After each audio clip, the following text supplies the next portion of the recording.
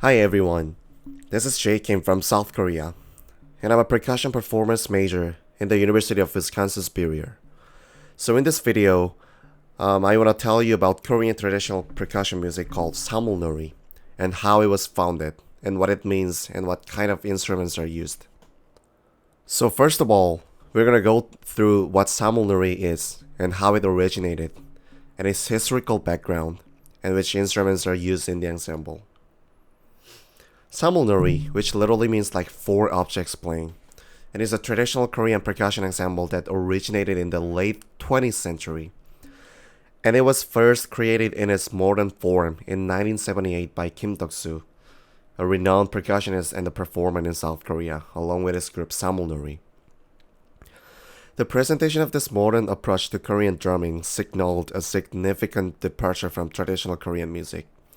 And the ensemble performance captures the energy and the spirit of traditional Korean rhythms in a concert-style stack performance approach.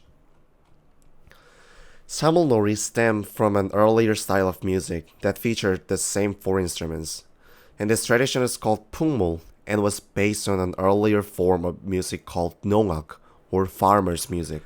And Pungmul was performed by and for people living in small villages in the countryside. So villagers would cheer for the energetic performance and pray for the well-being of the village when they start farming. And Pongmul was played for the agricultural rituals, entertainment or celebration, or just for fun. As the time went by, Kim Deok-soo felt that this Korean traditional music might be forgotten among people, and he wanted to find a way to preserve and share traditional Korean percussion music while making it relevant to contemporary audiences. And he did not want Samul-Nori being limited to just traditional percussion, but instead, he believed this music should become a musical expression of people and the total energy of modern South Korea. And he conducted workshops and training programs to teach younger generations about the music, instruments, and the performance techniques to ensure the legacy of Korean musical heritage. And we should consider the difference between Samul-Nori and its predecessor, Pungmul. Though the same four instruments are featured in both styles of music, Samul-Nori is typically played indoors, inside, while Pungmul is presented outside. And Pungmul is played among with the performers jumping, dancing, and playing loudly, while Samul-Nori emphasizes the emotion of the music itself apart from dancing. So with Samul-Nori, performers are more stationary while focusing on the sound in their performance. So now we're gonna look through the four main instruments using in Samul-Nori. The first one is a book, and it's a barrel drum that plays a significant role in creating rhythmic patterns and contributing to the overall dynamic and energy of Samul-Nori performances. This book is played with both hands, and then the player squeezes the stick and hits the drum with full power and hand weight. Next one is a small gong made of brass and other metal alloys called gwangwari, and this gwangwari is typically flat and circle shaped, resembling a small cymbals with sides. This gong's diameter is usually around 20 to 25 centimeters, which is 8 to 10 in inches. And this gwangwari player should be the leader of the Samul-Nori ensemble called Sangsue, or we can say ensemble leader.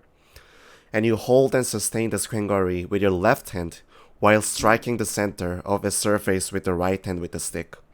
And you can also muffle the vibration with the fingers of the left hand on the back of the gong. Next one is a jangu, and this is the traditional Korean hourglass-shaped drum, whose drumheads are connected with rope. The upper drumhead is smaller and is typically made of animal skin, and the lower drumhead is larger and way thicker than the upper one.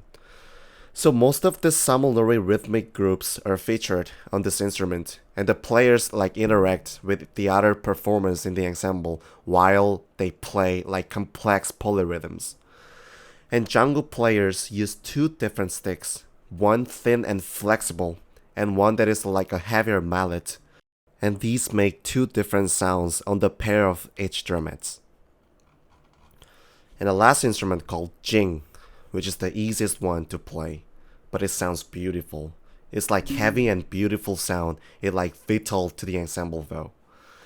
And this jing is played by striking the center of the large gong with a mallet, and it creates a low and resonant sound. The size of the jing could vary, but it's like considerably larger than the gwangari. So Samul-Nori is a captivating and a culturally rich performance that not only showcases the skill and the talent of his performance, but also connects audiences to the heart and the soul of the Korean tradition. And it serves as a reminder of the importance of preserving and celebrating cultural heritage for generations to come.